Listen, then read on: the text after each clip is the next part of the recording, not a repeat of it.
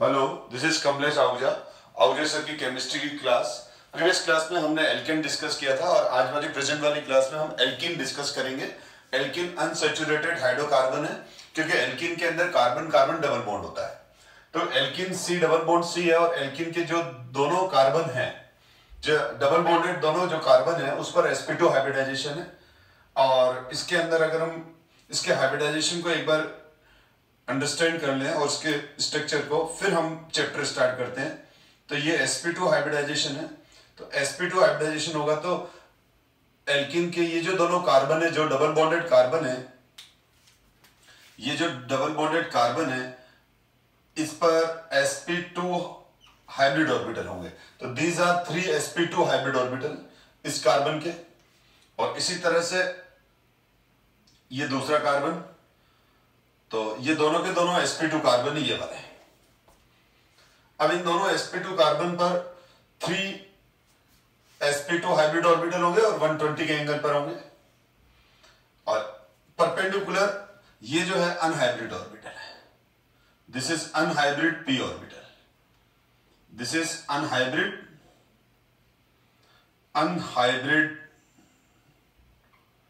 p orbital है। ये unhybrid p orbital जो है वो कोलेटरल ओवरलैप करके और पाई बॉन्ड बनाएगा। कोलेटरल ओवरलैप करके पाई बॉन्ड बनाएगा। और ये जो सर्कल है ये हाइड्रोजन एटम को बता रहे हैं। तो यहां पर s ऑर्बिटल है, s है, s है, s है।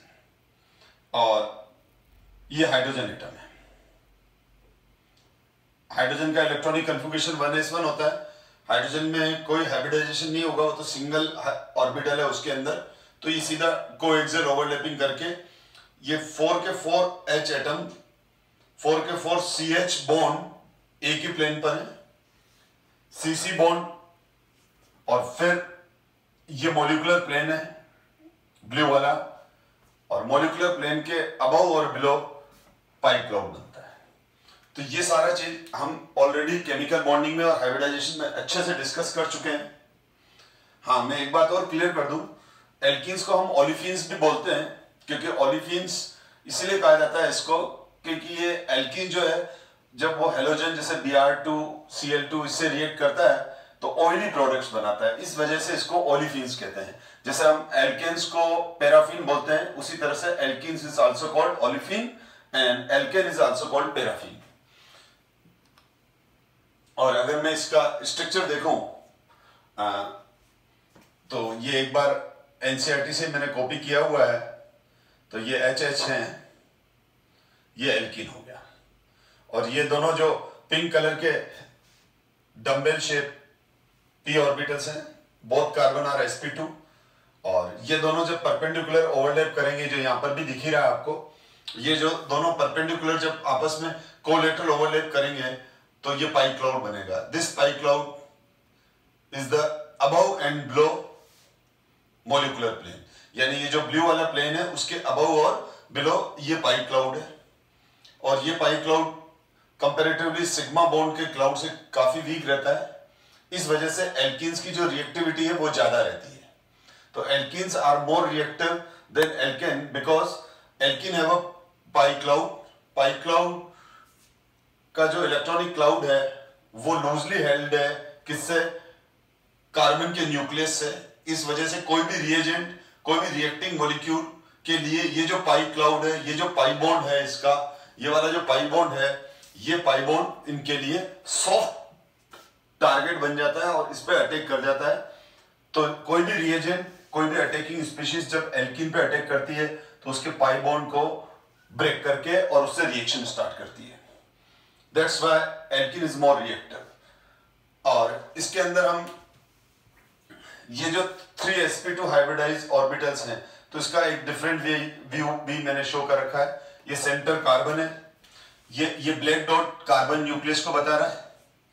और अब यहां पर ये 3 sp2 हाइब्रिड ऑर्बिटल है और इसी तरह से इसके भी 3 sp2 हाइब्रिड ऑर्बिटल है जो यहां पर मैंने इस तरह से रिप्रेजेंट कर रखे हैं। ये दोनों sp2 हाइब्रिड ऑर्बिटल आपस में sp2 सिग्मा बॉन्ड बना रहे हैं। ये sp2s, ये रहा sp2s मतलब sp2h सिग्मा बॉन्ड, इसी तरह से this is CH bond, sp2s overlapping है, sp2s ओवरलैपिंग है। तो यहां मैंने पाई बॉन्ड नहीं बनाया है, खाली सिग्मा स्केलेटन को रिप्रेजेंट किया है और यहां सिग्मा और पाई दोनों है। तो यहां तक आपको इसका स्ट्रक्चर आई थिंक आपको समझ में आ गया होगा। तो अब हम आगे बढ़ते हैं। तो ये वाला केमिकल बॉन्डिंग से रिलेटेड कॉन्सेप्ट है। नाउ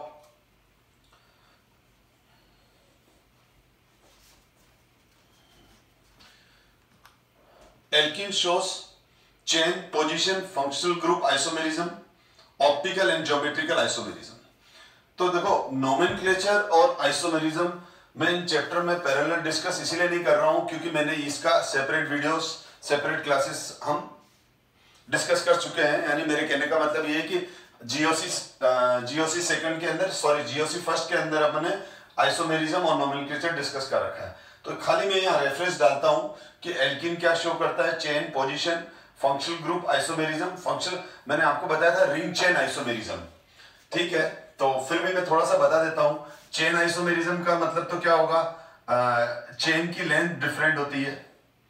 जैसे ये दोनों है, ये दिस इज 1 2 3 4 5 कार्बन की चेन है और it is pent two ene, it is pent two ene. और यहां पर CH2 CH3 double bond CH3, it have longest chain, its name is 3-methyl pent 2-ene, it have 4 carbon chain। तो pent 2-ene and 3-methyl pent 2-ene 1 2 3 4, sorry बेटा ये isomer नहीं रहना, इसमें एक एक्स्ट्रा कार्बन लग गया, ये कर दो CH2, अब बनेगा आइसोमर ये 1 2 3 4। This is the 2-methyl but 1-ene, 2-methyl but 1-ene। तो ये 2-methyl ब्यूटीन है। तो 2-methyl but 1-ene and pent 2-ene both are chain isomer. क्योंकि ये इन दोनों में क्या है, चेन डिफरेंट है। जब लॉन्गेस्ट चेन डिफरेंट होती है तब हम उसको क्या बोलते हैं, चेन आइसोमर। और इसी तरह से पोजीशन में क्या आ जाएगा, 1 पेंटीन एंड 2 पेंटीन। अब मैं इसी के अंदर ही क्या कर दूं, CH3 CH2 CH2 CH double bond CH2। तो इसमें लॉन्गेस्ट चेन तो 5 कार्बन की है। तो अब ये दोनों में लॉन्गेस्ट चेन तो सेम है। प्रीवियस वाले में लॉन्गेस्ट चेन, पहले वाले में तो 5 कार्बन थी और 2-methyl ब्यूट 1-ene में 4 कार्बन का लॉन्गेस्ट चेन था। तो वहां दोनों में स्ट्रक्चर डिफरेंस क्या था, लॉन्गेस्ट चेन को लेके, इसीलिए वो चेन आइसोमर हुआ। यहां पर दोनों में both isomer have same number of carbon atom in its longest chain. इनकी लॉन्गेस्ट चेन में same number of carbon atom है। अब इस वजह से क्या हो जाएगा, ये चेन आइसोमर तो नहीं है, बट डबल बॉन्ड की पोजीशन डिफरेंट है। यहां 1 पोजीशन पर है या 2 पोजीशन पर है। तो pent 1-ene and pent 2-ene, but 1-ene and but 2-ene, ये सारे के सारे क्या हो जाते हैं, position isomer with respect to double bond. Functional group isomerism, functional group isomerism मतलब रिंग चेन आइसोमेरिज्म। मैंने बताया था आपको प्रीवियस जब मैंने आइसोमेरिज्म डिस्कस किया था, तो ring chain isomerism basically part of functional group isomer. तो एल्कीन जो है, alkene shows functional group isomerism with cycloalkane. Alkene and cyclohexane both have same common formula CnH2n. Suppose we have example C4H8. So this is CH3, CH double bond CH, CH3. It is called but 2-ene. But 2-ene. And now see here. Cyclohexane, this is cyclobutane, this is cyclobutane। तो अब इस case में क्या हो गया, in this case cyclobutane and but 2-ene both are ring chain isomer। तो ये chain है और ये रिंग है, तो ये रिंग चेन आइसोमर हो गए। बट ये दोनों एक दूसरे के रिंग चेन आइसोमर भी हैं और साथ में फंक्शनल ग्रुप आइसोमर भी हैं। तो क्लियर हो गया, चेन आइसोमर में लॉन्गेस्ट चेन डिफरेंट होती है आइसोमर्स में, पोजीशन में डबल बॉन्ड की पोजीशन या एल्काइल ग्रुप की पोजीशन डिफरेंट होगी। Functional group isomerism alkene show करते हैं कौन सा, उसमें से भी फंक्शनल ग्रुप में भी कौन सा part, ring chain, alkene cyclohexane के साथ, एल्कीन साइक्लोएल्केन्स के साथ। Alkene shows ring chain isomer और functional group isomer with cycloalkane, आपको ये ध्यान रखना है। अब दूसरा लिखा हुआ है alkenes are colourless and odourless, these are insoluble in water and soluble in organic solvent. Physical state और फिजिकल प्रॉपर्टीज, तो फिजिकल प्रॉपर्टीज किस पे डिपेंड करती है? Physical properties are depends on intermolecular forces and intermolecular forces is called van der Waals forces. Van der Waals forces is directly proportional to molecular masses and van der Waals forces और intermolecular forces is directly proportional to surface area. Already अगर alkane का physical properties जो हमने discuss किया है वो same concept है। Lower alkenes are gases, C2 to C4 gases है, C5 to C15 लिक्विड है, C16 and above solid like wax. बिल्कुल सिमिलर ट्रेड है एल्केन टाइप, ठीक है। अब इसमें यह है कि boiling point and melting point is directly proportional to molecular weight and inversely proportional to number of branch. Branching बढ़ने से क्या हो जाता है? सरफेस एरिया कम हो जाता है। With increase of branching surface area is reduce, therefore van der Waals forces, that is intermolecular forces, is decreases. Linear molecule, straight molecule have more surface area, more contact surface area in its sample, in their sample, ठीक है। So they have high boiling point, high melting point. While as branching increase, surface area of molecule decrease, therefore intermolecular forces is decrease, consequently their melting point and boiling point will decrease. तो क्या हो गया? Surface area कम होने से इनके melting point और boiling point decrease हो जाएंगे क्योंकि वैन डर वाल्स फोर्सेस कम हो जाएंगे। अब इसको भी मेरे को ज्यादा डिस्कस करने की जरूरत नहीं है, बिल्कुल टू कॉपी कॉन्सेप्ट्स है जो हमने एल्केन की फिजिकल प्रॉपर्टीज में डिस्कस किया है, वो सेम का सेम ट्रेड और सेम का सेम कंसेप्ट यही चलने वाला है। हम और आगे बढ़ते हैं। ज्योमेट्रिकल आइसोमेरिज्म, हाँ, एल्कीन ऑप्टिकल आइसोमेरिज्म भी शो करता है, बट मैंने आपको क्या कहा, एल्केन भी ऑप्टिकल आइसोमेरिज्म शो करता है। Alkane, alkene, alkyne, all molecules are shows optical isomerism, ठीक है। But we will discuss optical isomerism in separate portion called stereochemistry.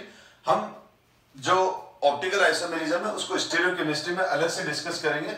Basically ये 12th में काम आती है, तो 12th के चैप्टर्स में तो मैंने डिस्कस की हुई है, ध्यान दो। 11th में हमको ज्योमेट्रिकल आइसोमेरिज्म में इतना ज्यादा काम नहीं आता है, खाली एल्कीन्स में ही काम आता है, तो मैं एल्कीन के रेफरेंस में ही ज्योमेट्रिकल आइसोमेरिज्म डिस्कस कर रहा हूं। Basically geometrical isomerism it is part of stereo isomerism. Stereo isomerism क्या होता है? स्टीरियो आइसोमेरिज्म में, स्टीरियो आइसोमेरिज्म का मतलब होता है, मैं थोड़ा सा क्लियर कर देता हूं, स्टीरियो आइसोमेरिज्म, इसमें क्या होगा? Same molecular formula, same structural formula,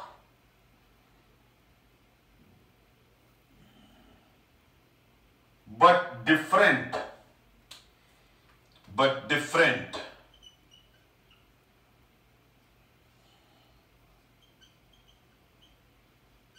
arrangement of atom or groups in the molecule और इन द स्पेस। स्पेस में उनका अरेंजमेंट अलग अलग होता है, वो अलग अलग तरह से व्यवस्थित है, अरेंज है। कैसे? मैं एग्जांपल से समझा रहा हूं। have different physical and chemical property also. इनके भी स्टेरियोआइसोमेरिज्म, जो नॉर्मल आइसोमेरिज्म होते हैं उनके मॉलिक्यूलर फॉर्मूले सेम होते हैं पर स्ट्रक्चरल फॉर्मूले डिफरेंट होते हैं, लेकिन स्टेरियोआइसोमर्स ऐसे होते हैं जिनके same molecular formula and same structural formula but different arrangement of atoms और ग्रुप्स इन द मॉलिक्यूल और इन द स्पेस. कैसे? तो अब वो मैं एक्सप्लेन कर रहा हूं. तो स्टेरियोआइसोमेरिज्म का ही एक पार्ट है ज्योमेट्रिकल आइसोमेरिज्म, दूसरा पार्ट है इसका ऑप्टिकल आइसोमेरिज्म. स्टीरियोआइसोमेरिज्म का एक पार्ट कन्फर्मर्स भी है, कन्फर्मेशन आइसोमर्स, रोटामर्स, जो हम अभी प्रीवियस क्लास में डिस्कस कर चुके हैं. तो now see geometrical isomer which is part of stereoisomers. तो कंसीडर एन एग्जांपल. हम एक एग्जांपल को कंसीडर करते हैं C4H8. This is butene. Now it's structure is, और इसमें मैं बात कर रहा हूं 2-ब्यूटीन की. This is the but two ene. But two ene. अब यहां पर क्या हो गया, ये जो ब्यूटूइन है, ये जो ब्यूटूइन है, इसको मैं दो तरीके से लिख सकता हूं. दो तरीके से लिख सकता नहीं हूं, दो तरीके के होते भी हैं. ये कार्बन कार्बन डबल बॉन्ड है, और कार्बन कार्बन डबल बॉन्ड होने की वजह से ये इन दोनों ये जो कार्बन कार्बन डबल बॉन्ड है, तो ये दोनों कार्बन अपने एक्सिस पर रोटेट नहीं कर सकते हैं. एल्कीन में और एल्काइन में कार्बन कार्बन के अलोंग फ्री रोटेशन नहीं होता है. एल्केन में तो क्या होता है, मैंने आपको कंफर्मेशन प्रीवियस क्लास में बताया था, अभी आप भूले नहीं होंगे, अभी रिसेंटली डिस्कस किया है. ये कार्बन कार्बन सिंगल बॉन्ड है, तो कार्बन कार्बन सिंगल बॉन्ड होने की वजह से क्या होता है, इनमें फ्री रोटेशन पॉसिबल है. ये फ्री रोटेशन, थोड़ा सा भी एनर्जी मिला तो ये कार्बन अपने एक्सिस पे रोटेट कर जाते हैं. जब कार्बन अपने एक्सिस पे रोटेट करेंगे तो उनकी वैलेंसीज भी रोटेट करेगी. जैसे ये दोनों फिंगर्स दोनों जो मेरे फिंगर्स रोटेट कर रहे हैं, तो ऑटोमेटिकली थम्स की पोजीशन चेंज हो गई. लेकिन ये वापस थंब यहां आ सकता है, रोटेशन हुआ, तो ये क्या हुआ, एक दूसरे में इंटरकन्वर्टेबल है. यानी ये थंब एक दूसरे के सामने भी रह सकते हैं, फ्री रोटेशन से दूसरी जगह भी चले गए, लेकिन वापस यहां पर भी आ सकते हैं. तो इसका मतलब ये जब कार्बन कार्बन सिंगल बॉन्ड है तो ये कन्फिगरेशन, ये स्ट्रक्चर, ये अरेंजमेंट स्टेबल है नहीं है. ये थोड़ा सा एनर्जी मिला, अभी आपने दोनों थंब आमने सामने देखा, पलक झपका इधर आ गया, फिर ये आ गया, यानी हर मूवमेंट पे चेंज हो जाते हैं. इसीलिए कन्फर्मेशंस आइसोमर्स को मोमेंटरी आइसोमर्स भी कहते हैं, जो प्रीवियस क्लास में मैंने ये टर्म यूज नहीं की थी. मोमेंटरी, मूवमेंट एक क्षण भर में चेंज हो जाते हैं, तो मोमेंटरी आइसोमर्स भी है ये. ठीक है, क्योंकि वो जब एल्केन मॉलिक्यूल एक दूसरे को कोलाइड करते हैं तो इनमें कार्बन कार्बन के अलोंग फ्री रोटेशन होते रहते हैं, तो इक्लिप्स स्टगर्ड में, स्टगर्ड इक्लिप्स में, स्क्यू में ये इंटरकन्वर्टेबल है. इसीलिए कन्फर्मर्स को रोटामर्स के साथ साथ हम मोमेंटरी आइसोमर्स भी बोलते हैं.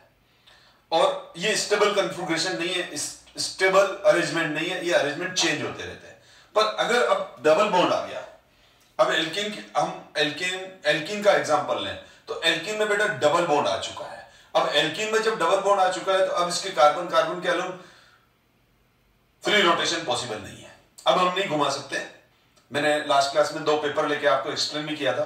तो अब अगर ये दोनों थंब आमने सामने हैं तो आमने सामने ही रहेंगे.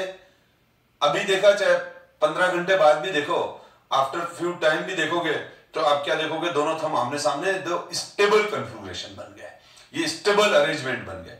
अब सपोज करो ये दो कार्बन एटम इस तरह से बॉन्ड बना लिया उन्होंने, इस तरह से बॉन्ड बना लिया, तो ये सिस पोजीशन हो गई, दोनों थंब एक दूसरे के आमने सामने हैं, तो ये सिस पोजीशन आ गई.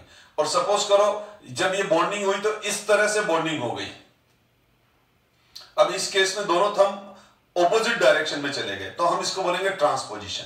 तो अब क्या हो गया, सपोज करो ये बॉन्डिंग ये हो गई, अब ये हो गई जो हो गई, ये बॉन्डिंग होने के बाद अब ये बॉन्डिंग ब्रेक नहीं होगी. ठीक है, लॉक हो गई है. ठीक है, हम बहुत बार बहुत जगह रिलेशन लॉक करते हैं, बहुत जगह कौन बनेगा करोड़पति, केबीसी के अंदर मेरे कहने का मतलब क्वेश्चन लॉक हो गया तो लॉक हो गया, अब चेंज नहीं हो सकता। ठीक है, तो जो चीज लॉक हो गई वो चेंज नहीं हो सकती। तो मैं यही समझा रहा हूं कि यहां पर जैसे ये दोनों एक दूसरे को बॉन्ड बन गए तो लॉक हो गए। अब ये दोनों थंब हमेशा आमने सामने ही रहेंगे जब तक कि ये डबल बॉन्ड नहीं टूटे। तो जब तक मॉलिक्यूल है तब तक ये थंब एक दूसरे के आमने सामने ही रहने वाले हैं, इसलिए इसको हम बोलेंगे स्टेबल कन्फिग्रेशन। ठीक है, और ये सिस कन्फिग्रेशन बोलेंगे क्योंकि दोनों थंब आमने सामने। लेकिन सपोज करो इनिशियल बॉन्डिंग इस तरह से हो गई, ठीक है, अब इस तरह से बॉन्डिंग होने से क्या हुआ, दोनों थंब ऑपोजिट डायरेक्शन में चले गए। अब ये ऐसे ही रहेंगे क्योंकि ये रोटेट करके ये थंब यूं चाहे कि इधर आ जाए तो पॉसिबल नहीं है, वो तो फिर बॉन्ड टूटेगा तब होगा। तो ये ऐसा रहेगा तो ऐसा ही रहेगा। अब दोनों थंब ऑपोजिट डायरेक्शन में चले गए तो हम इसको बोलेंगे ट्रांसपोजिशन। तो सिस और ट्रांसपोजिशन, तो यहां पर सिस और ट्रांसपोजिशन कैसे बनेगी ब्यूटीन में, 2-ब्यूटीन में हम देखते हैं।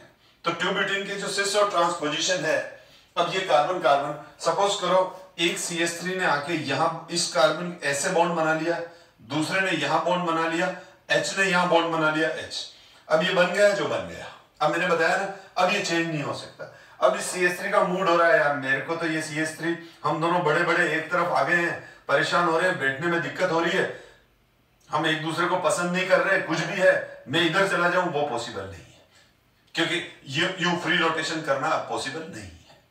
तो ये एक स्टेबल कन्फिग्रेशन बन गया due to this double bond. अब सपोज करो हुआ ये कि जब मॉलिक्यूल बना तो मॉलिक्यूल बनते समय एक CH3 तो इधर जुड़ा और दूसरा CH3 इधर जुड़ा, एक H इधर जुड़ा एक H इधर। तो देखो ये दो अलग अलग कन्फिग्रेशन हो गए, जैसे मैंने अभी हिंट से करके आपको समझाया था मैंने। तो अब इस केस में क्या हो गया, दोनों CH3 एक साइड ही है, दोनों H एक साइड है। तो अब इसको क्या ये क्या, इसका नाम क्या है, ब्यूटूइन। इस मॉलिक्यूल का नाम क्या है, ब्यूटूइन। इस मॉलिक्यूल का नाम क्या है, ब्यूटूइन, पर फिर भी डिफरेंट है ये। इसको बोलेंगे सिस ब्यूटूइन। मैंने क्या, जैसे मैंने कहा था दोनों थंब एक तरफ तो सिस, या दोनों एक जैसे ग्रुप आमने सामने, H के सामने, CH3 के सामने, तो ये सिस ब्यूटूइन हो गया। अब इसमें CH3 ऑपोजिट हो गया और इधर से H ऑपोजिट हो गया, तो ये ट्रांस ब्यूटूइन हो गया। तो सिस और ट्रांस। तो अब आपको समझ में आ गया होगा कि ये जो दो डिफरेंट कन्फिग्रेशन हैं। तो अब देखो ये क्या हुआ, इन दोनों के स्ट्रक्चर फॉर्मूले ये रहा, तो इन दोनों के स्ट्रक्चर फॉर्मूले ये रहे, मॉलिक्यूलर फॉर्मूला ये रहा। तो हम क्या बोलते हैं स्टीरियो आइसोमेरिज्म, हम स्टीरियो आइसोमेरिज्म का अभी मैंने डेफिनेशन क्या लिखा था, same molecular formula, same structural formula, but different arrangement of atoms और ग्रुप्स इन स्पेस। तो देखो इसमें मिथाइल ग्रुप और हाइड्रोजन का अरेंजमेंट डिफरेंट है, इसमें मिथाइल ग्रुप और हाइड्रोजन का अरेंजमेंट डिफरेंट है। तो ये दो डिफरेंट स्टीरियो आइसोमर्स हो गए। अब स्टीरियो आइसोमर्स में भी हम इसका नाम क्या देते हैं, सिस और ट्रांस देते हैं, क्योंकि स्टीरियो आइसोमर अलग अलग तरह के होते हैं बेटा। हम जब स्टीरियोकेमिस्ट्री पढ़ेंगे तब पढ़ेंगे सिस, ट्रांस, सिन, एंटी, डेक्स्ट्रो, लिवो, ठीक है। तो वो मैं अभी कंफ्यूज नहीं करूंगा, क्योंकि अगर मैं उस पॉइंट में चला गया तो हम आउट ट्रैक चले जाएंगे, हम हमारे टॉपिक से भटक जाएंगे, जो कि हमको ऐसा नहीं करना है। हम जो अभी हमारे सिलेबस में हम उसको डिस्कस करेंगे। तो ये सिस और ट्रांस हो गए बेटा। अब ये सिस और ट्रांस हो गए तो इनके अरेंजमेंट डिफरेंट होने से इनके फिजिकल और केमिकल प्रॉपर्टीज भी डिफरेंट हो जाती है। वो मैं अभी एक्सप्लेन कर रहा हूं ऐसा क्यों होता है, पर सबसे पहले आपको ज्योमेट्रिकल आइसोमेरिज्म समझ में आ गया होगा। तो the isomerism of the A in which two identical atoms, ये रहे आइडेंटिकल एटम्स, और groups lie on the same side of the double bond is called cis isomer। समझ में आ गया। ब्लू फॉन्ट में cis isomerism को डिफाइन किया हुआ है, cis isomers को डिफाइन किया हुआ है। And the other isomer of the B type, यानी ये तो हो गया हमारा ए टाइप और ये हमारा हो गया बी टाइप, ठीक है। तो ये रहा, ये इसके बारे में कहा हुआ है, ये इसके बारे में बताई गई बात, ठीक है। इन विच आइडेंटिकल एटम्स और groups lie on the opposite side of the double bond is called trans isomer. तो अभी आपको मेरे हिसाब से आपको सिस और ट्रांस का जो कॉन्सेप्ट है वो अच्छे से क्लियर हो गया होगा। अब हम सिस और ट्रांस को बेहतर तरीके से, एक और प्रेजेंटेशन है बुक्स में लिखा रहता है, इस तरह से भी लिख सकते हैं सिस और ट्रांस को। तो ये सिस, जैसे ये सिस ब्यूटूइन है, सिस ब्यूटूइन है, तो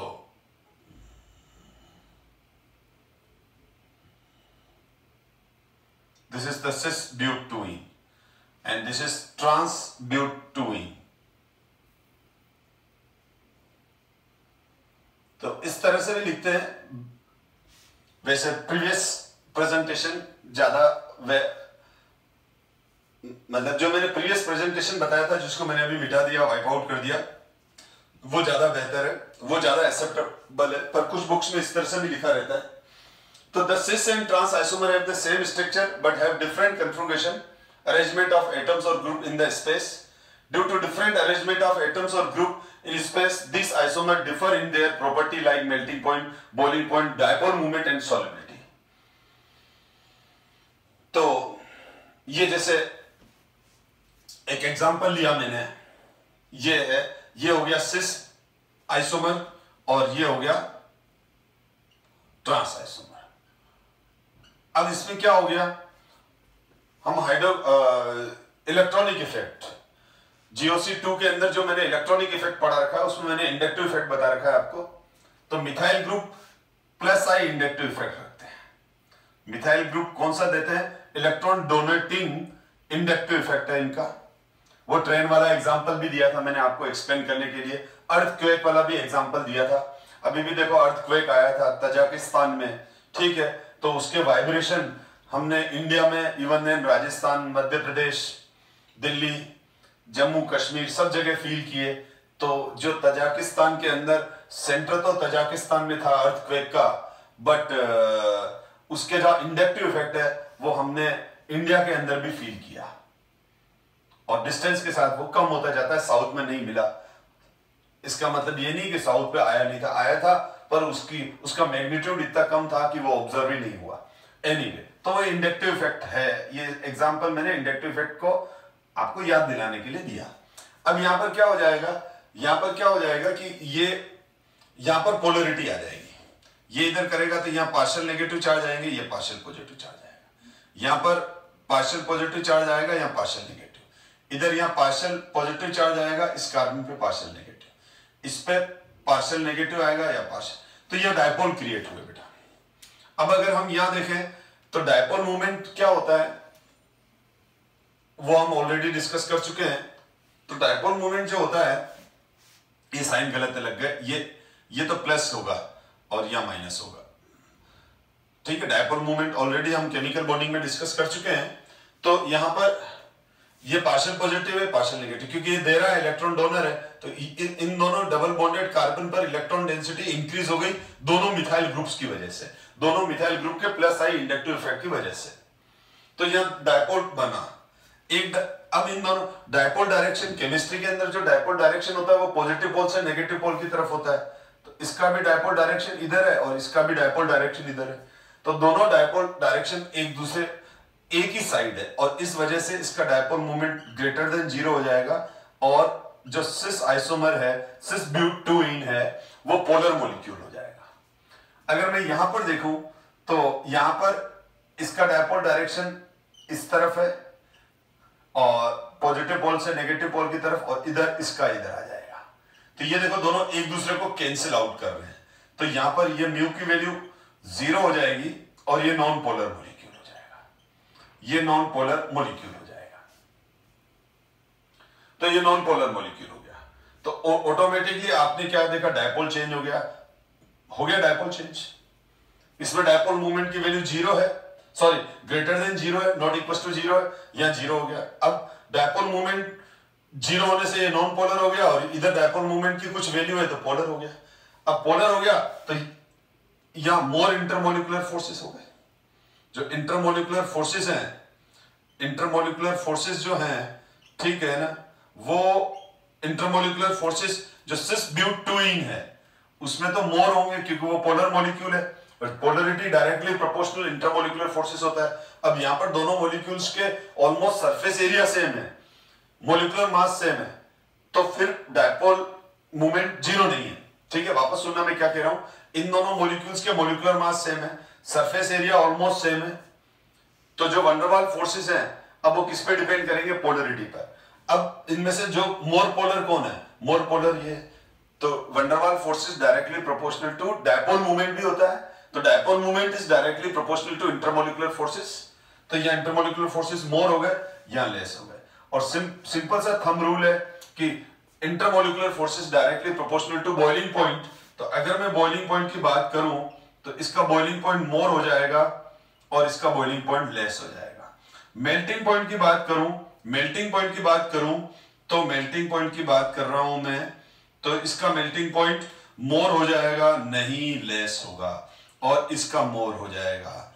रीजन मैंने आपको बताया था, मेल्टिंग पॉइंट इंटरमोलिकुलर फोर्सेस के साथ साथ एक ज्यादा जो मैंने आपको प्रीवियस क्लास में एल्केन्स में एक्सप्लेन कर रखा है कि जो मेल्टिंग पॉइंट है वो इंटरमोलिकुलर फोर्सेस के साथ साथ मॉलिक्यूल की सिमेट्री पे भी डिपेंड करता है, क्योंकि सॉलिड स्टेट में मॉलिक्यूल किस तरह से क्लोज्ड है। मैंने ये स्टेटमेंट बोला था, melting point depends upon their lattice packing efficiency, यानी क्रिस्टल के अंदर वो किस तरह से पैक्ड है, how they packed in solid state. अगर वो क्लोजली पैक्ड है, ज्यादा क्लोजली पैक्ड है, तो वो हीट करने पर सेपरेट नहीं होंगे, तो लिक्विड में मुश्किल से कन्वर्ट होंगे, तो मेल्टिंग पॉइंट बढ़ जाता है। तो सिमेट्रिकल मॉलिक्यूल्स का मेल्टिंग पॉइंट हमेशा ज्यादा होगा अनसिमेट्रिकल से, क्योंकि सिमेट्रिकल मॉलिक्यूल्स जो होते हैं वो अपनी सॉलिड स्टेट के अंदर क्लोजली पैक्ड होते हैं, तो इसलिए इनका मेल्टिंग पॉइंट लेस है और मेल्टिंग पॉइंट उधर मोर है।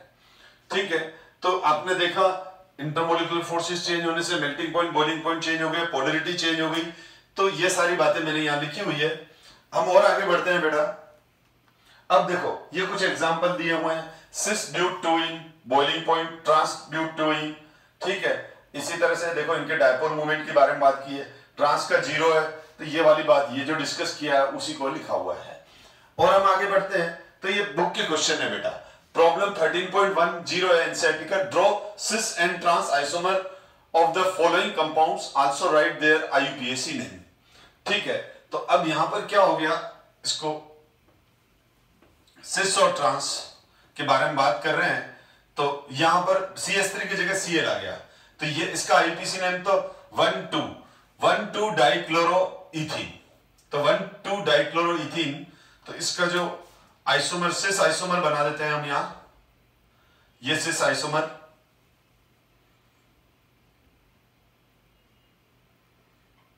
तो सिस आइसोमर में आप दोनों क्लोरीन एक तरफ रख लो और दोनों हाइड्रोजन एक तरफ रख दो, ये सिस आइसोमर हो गया हमारा। और ट्रांस आइसोमर में हम क्या करेंगे, ट्रांस आइसोमर में दोनों क्लोरीन ऑपोजिट डायरेक्शन में चले जाएंगे। अब देखो एक बार कॉन्सेप्ट क्लियर हो गया तो बात तो वही है, पॉइंट वही है।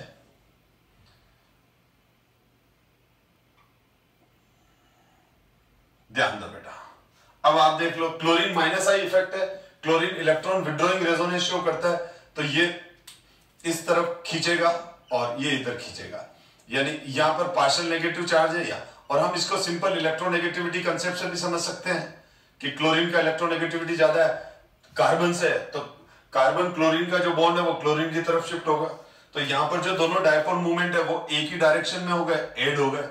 और यहां पर क्या होगा, यहां पर ये देखो ये क्लोरीन इधर, तो ये पार्शियल पॉजिटिव पार्शियल नेगेटिव, ये पोलरिटी आ गई। तो अब इस केस के अंदर ये वाली बात आ गई, बिल्कुल सेम है, बिल्कुल ऐसा का ऐसा ही चलेगा बेटा। जो नीचे मैंने प्रॉपर्टी लिखी है वो प्रॉपर्टीज एज इट इज रहेगी, ठीक है ना। यानी जो सिस आइसोमर है वो पोलर है, ट्रांस नॉन पोलर है, इंटरमोलिकुलर फोर्सेस इसके मोर, इसके less, more less less more, ठीक है। और रिएक्टिविटी भी डिफरेंट रहती है क्योंकि polar molecules generally more reactive रहते हैं। और यहां पर इसी तरह से मैं इसके सिस और ट्रांस बना लिए मैंने, मैं नेक्स्ट मॉलिक्यूल के बना लेता हूं। तो नेक्स्ट मॉलिक्यूल में क्या है, नेक्स्ट मॉलिक्यूल में C2H5, तो C2H5, तो यहां पर C डबल बॉन्ड C और C2H5 CH3 C2H5 CH3, ये इसका सिस आइसोमर हो गया। दोनों इथाइल ग्रुप आमने सामने ले आओ। अच्छा हाँ, अगर कोई स्टूडेंट कोई एक डाउट आया होगा, मेरे से स्टूडेंट डाउट पूछते हैं, तो मुझे एक याद आया, या स्टूडेंट एक क्वेश्चन करते हैं मेरे से। एक मिनट, जस्ट अ मिनट, पहले मैं इसको बना दूं सिस और ट्रांस। वो स्टूडेंट कहते हैं कि सर आप कहते हो कि ट्रांस आइसोमर सिमेट्रिकल है और सिस अनसिमेट्रिकल है, तो सिस अनसिमेट्रिकल क्यों है? Why cis is unsymmetrical? तो सिस आइसोमर अनसिमेट्रिकल होता है हमेशा। सिस आइसोमर क्या होता है? अनसिमेट्रिकल है। ये देखो एक्चुअल में हुआ क्या, ये जो दोनों क्लोरीन है, हाइड्रोजन एटम का साइज छोटा है, अब ये क्लोरीन का बड़ा है, तो इसका बड़ा सा स्फीयर और इसका बड़ा सा स्फीयर। अब ये दोनों क्लोरीन आमने सामने जब होंगे तो एक दूसरे को स्पेस नहीं दे पाएंगे। जैसे कि 2 सीटर बस में आप बैठे हो, ठीक है, तो 2 सीटर बस के अंदर बैठे हो, तो आपके नियर जो पैसेंजर है वो बहुत ज्यादा हेल्दी है, बहुत ज्यादा हेल्दी है, तो आपको जगह कम मिलेगी बैठने को, ठीक है। अब मैं दूसरी बात कहूं कि 2 सीटर बस है और उस पर 2 पर्सन बैठे हैं और दोनों ही बहुत ज्यादा हेल्दी है, रेसलर है, तो दोनों एक दूसरे को परेशान करेंगे क्योंकि उनका जो वॉल्यूम है वो ज्यादा है, तो उनको स्पेस ज्यादा चाहिए, तो वो उनका कुछ पोर्शन सीट के बाहर निकलेगा। तो उसी तरह से यहां पर भी ये दोनों क्लोरीन एक दूसरे को क्या करेंगे, एक दूसरे को स्पेस नहीं दे पाएंगे बैठने के लिए, एक तरह से हिंड्रेंस क्रिएट करेंगे। तो यहां पर दोनों क्लोरीन एग्जैक्ट ऐसे ना होके यू हो जाएंगे क्योंकि दोनों के स्फीयर यहां अरेंज हो रहे हैं। तो इसीलिए सिस आइसोमर अनसिमेट्रिकल होता है, और सिस आइसोमर के अनसिमेट्रिकल की वजह से ही उसकी सॉलिड स्टेट में पैकिंग अच्छी नहीं बनती है, और इस वजह से सिस आइसोमर के जो मेल्टिंग पॉइंट होते हैं वो लो होते हैं। समझ में आ गया? शायद मैंने पहले भी ये लिखा था, ठीक है। तो अभी जो करेक्ट एक्सप्लेनेशन दिया वो सही है। अच्छा, अब यहां पर क्या होगा, एक तो रेसलर बैठ गया, यानी एक का साइज तो बहुत बड़ा है, और साथ में एक छोटा सा बच्चा बैठ गया, चल जाएगा, कोई प्रॉब्लम नहीं आएगी, सिमेट्री डिस्टर्ब नहीं होगी, ये बॉन्ड अपनी जगह सीधा रहेगा, ये बॉन्ड अपनी जगह सीधा रहेगा। और यहां पर क्या हो जाएंगे, ये दोनों बॉन्ड अपनी जगह सीधे नहीं हो पाएंगे, थोड़े से यूं होंगे, क्योंकि आप खुद ही सोचो, इन दोनों मार्कर की जगह मैं 2 बड़े बड़े बॉल लगा दूं, ठीक है, इसमें भी एक बॉल घुसा दी, इसमें भी बॉल, तो मैं इन दोनों को ऐसे नहीं रख पाऊंगा, उन बॉल को ये इस तरह से हो जाएगा। तो इसीलिए क्या होता है, सिस आइसोमर में 2 बड़े बल्कि ग्रुप आमने सामने होने की वजह से सिस आइसोमर में क्या हो जाता है, एक स्टेरिक स्ट्रेन क्रिएट होता है। तो ये जो स्टेरिक स्ट्रेन है वो यहां है, सिस में है, तो इस स्टेरिक स्ट्रेन की वजह से सिस आइसोमर थोड़ा अनस्टेबल हो जाता है। तो इस स्ट्रेन को हम क्या बोलते हैं, इस स्ट्रेन को हम बोलते हैं स्टेरिक स्ट्रेन। स्ट्रेन मतलब आप समझ सकते हो तनाव, टेंशन। और अगर हम ये देखें तो अब यहां पर स्टेरिक स्ट्रेन यहां पर भी है, लेकिन यहां तो कुछ ज्यादा ही है, ठीक है। तो अब इन दोनों में अगर स्टेरिक स्ट्रेन की बात करें तो यहां ज्यादा है, क्योंकि दोनों बड़े बड़े मिथाइल एक तरफ हो गए और दोनों छोटे छोटे ये हो गए, ठीक है। तो यहां पर दोनों मिथाइल ग्रुप एक दूसरे को स्टेरिक स्ट्रेन ज्यादा देंगे। खैर, अब बात रही इसके आईयूपीएसी नेम की, तो आईयूपीएसी नेम में स्टूडेंट मिस्टेक कर देते हैं, इसका फॉर्मूला CS ये वाला है, इसका नाम मैं लिख रहा हूं, जस्ट अ मिनट। तो इस नेम लिखते समय लॉन्गेस्ट चेन बना लो। अब लॉन्गेस्ट चेन है तो सिमेट्रिकल मॉलिक्यूल है, दोनों तरफ से नंबरिंग सेम रहेगी, यानी आप नंबरिंग कैसे भी करो, नंबरिंग दोनों तरफ से सही है, क्योंकि डबल बॉन्ड और सब्स्टिट्यूट दोनों तरफ से 3 और 4 पर ही आ रहे हैं, ठीक है। तो इसका आईपीसी नेम हो जाएगा 3,4 डाइमिथाइल हेक्स 3,4 डाइमिथाइल हेक्स 3 तो ये इसका आईयूपीसी नेम हो गया। तो ये एनसीईआरटी इंटेक्स क्वेश्चन है, प्रॉब्लम 13.10। मैंने पहले ही कहा मैं एनसीईआरटी का एक भी पॉइंट बिल्कुल मिस नहीं कर रहा हूं, सारे पॉइंट को ढंग से डिटेल में कवर करता हुआ आगे बढ़ रहा हूं। ये 13.11 है, which of the following compound will show cis and trans isomerism. ये बहुत अच्छा क्वेश्चन है कि हम कैसे पता करेंगे कि सिस और ट्रांस। थोड़ा सा आप दिमाग लगाओ, आप देखो कौन शो करेगा या नहीं करेगा, पॉज करके एक बार देखो बेटा, ठीक है। चलो मैं बताता हूं आपको, ध्यान दो। अब देखो सिस और ट्रांस में क्या है, दो सेम ग्रुप या तो आमने सामने, मतलब हाँ दो सेम ग्रुप आमने सामने है तो सिस, और दो सेम ग्रुप ऑपोजिट डायरेक्शन में है तो ट्रांस। तो सबसे, अब जैसे मैं फर्स्ट एग्जांपल ले लूं, फर्स्ट एग्जांपल का अगर मैं स्ट्रक्चर बना लूं तो first example C double bond C, यहां CH3, यहां CH3 और इधर H है और इधर C2H5 है। तो अब ये सिस और ट्रांस आइसोमेरिज्म शो नहीं करेगा बेटा, क्योंकि मैंने क्या कहा, ये दोनों अब अगर आपने इस मॉलिक्यूल में इस CH3 को इधर लिया, इस CH3 को इधर लिया, तो भी वही बनना है, इधर भी यही बनना है, ठीक है। क्योंकि इसमें क्या है, CH3 के फ्रंट में, एक CH3 के फ्रंट में H रहेगा, एक CH3 के, अब आप बोलो सर मैंने ये कर लिया या C2H5 कर लूं, तो वो भी इसका इक्विवेलेंट कन्फिगरेशन ही है, वही है। हाँ अगर ऐसा हो जाता तो इसका मतलब फर्स्ट वाला ज्योमेट्रिकल आइसोमेरिज्म शो नहीं करेगा। हाँ अगर ऐसा हो जाता, अगर मान लो ऐसा दिया हुआ होता आपको, ये C2H5 यहां दिया हुआ होता और ये CH3 यहां दिया होता, तब तो ये सिस ट्रांस शो करता, क्योंकि दोनों ये मिथाइल ग्रुप जो कॉमन है, ठीक है, ये जो दोनों मिथाइल ग्रुप कॉमन है, तो ये इन फ्रंट है, एक दूसरे के आमने सामने है, तो ये इसका सिस आइसोमर हो जाता। और अब मैं अगर इसको चेंज कर देता, ठीक है, अब मैं अगर इसको चेंज कर दूं, ठीक है, यानी यहां पर तो कर दिया मैंने H और यहां कर दिया CH3, तो अब ये ट्रांस बन गया।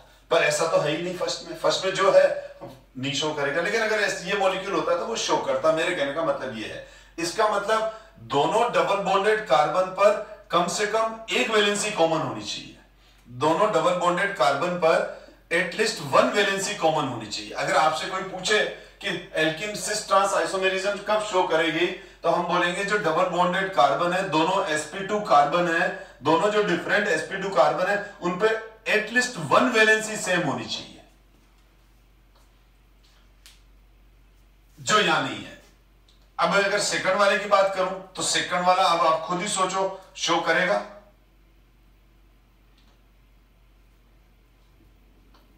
यस, अगर आप ये आपका आंसर ये कि ये शो नहीं करेगा, तो यू आर करेक्ट, ये भी शो नहीं करेगा। क्योंकि हाँ ये बात अलग है कि मैं अगर मान लो ऐसा होता, Br यहां होता और एक H, तब तो शो कर देता। वही अभी ये तो एग्जांपल डिस्कस किया, पर ये तो था ही नहीं हमारे पास, तो इसका मतलब सेकंड वाला भी शो नहीं करेगा। थर्ड वाले में देख लें तो थर्ड वाला बिल्कुल शो करेगा। आप देख लो, ये sp2 कार्बन, ये sp2 कार्बन, ये डबल बॉन्डेड, ये जो दोनों ब्लू वाले कार्बन है, ये एल्कीन के डबल बॉन्डेड कार्बन है, sp2 कार्बन है, और इन दोनों कार्बन पर एक वैलेंसी कॉमन है, और वो कौन सी है? हाइड्रोजन। तो ये शो करेगा, बिल्कुल शो करेगा थर्ड वाला। थर्ड वाले में ये दोनों हाइड्रोजन है, और इधर C6H5 है और इधर CH3 है, दोनों CH आमने सामने है, सिस, और अगर मैं इसको इधर ले लूं तो ट्रांस। इसी तरह से आप ये देख लो, ये भी शो करेगा, क्योंकि ये जो डबल बॉन्डेड कार्बन है, ये जो ब्लू वाला डबल बॉन्डेड sp2 कार्बन है, इस पे ये CH3 और CH3 कॉमन है, तो यहां पर ये हो जाएगा, ठीक है। तो ये भी सिस और ट्रांस शो करेगा, ठीक है, ये भी क्या शो करेगा? सिस और ट्रांस आइसोमेरिज्म शो करेगा। अब हम बेटा नेक्स्ट क्लास के अंदर आगे डिस्कस करेंगे, ठीक है ना, क्योंकि ये CH3 आमने सामने ले लिया तो सिस, और इसको इंटरचेंज कर दिया तो ट्रांस। तो अब मैं नेक्स्ट क्लास के अंदर chemical property of alkenes discuss करूंगा, क्योंकि वो सेपरेट टॉपिक है, तो हम नेक्स्ट क्लास में आगे डिस्कस करेंगे। Thank you so much my dear student, ठीक है। प्रिपरेशन, सॉरी, हम नेक्स्ट क्लास में पहले प्रिपरेशन डिस्कस करेंगे, फिर केमिकल प्रॉपर्टीज पे आएंगे। Thank you so much my dear student.